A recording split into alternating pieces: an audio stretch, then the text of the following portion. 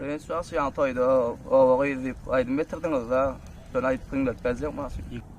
Şolga şoyun men ilk halifany özünden aldım. Ana sonra yıllarım çakar ayırıp bağışı oğlan tarım katar diyor ay. Bir adamın göğünü almak diye. Ulu sadaka paylamak yallı.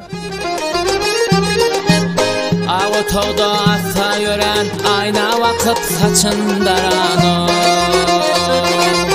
Kete kete oğrun qaran Oğu gıygının aşığı men Oğu gıygının aşığı men Kete kete oğrun qaran Öğüt elti kayfem şu tarda ömrüne tarda aydımaydı. Aydım. Oğu. Mayete kayvan tanıyadın? Oğu. Amayete kayvada o da öğüt kan gıydı. Bu da artıcağı. Maýety. Oo, mayete tolya. Şen? Ana, bir yaman baktı oğlunla. Neme. Ona divardaki asılgıca suratın, törümüden uğrun saçyar siratın, yaşlığımdan büdürüdülü gıyratım, mehribanım, seni görüsüm geliyar. Ya, rahabi olgun kebe, rahabi ol minnin, ölüyün çem pardımı, bitirin çinnin. Koyş giyce, nurlu giyce, Recep ayında. Oy cennetin kapısı açıldığında, elim toğuluruna, Müslüman Müslüman.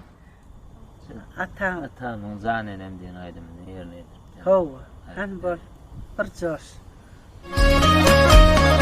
Dahillikda özüm bilmän koydum seni azara Pendin tutmadım geçünemi ötkünemi mehrivanım zanenim Yüreğimizden tıldım. Sen nesli merdana, mertlerin bir bala. Kıyınçılıktan yaydanma, döşüňe gergin oğlum. Kulak salgın aydanma. Levzinde durgun oğlum. Maňa seresene. Maňa.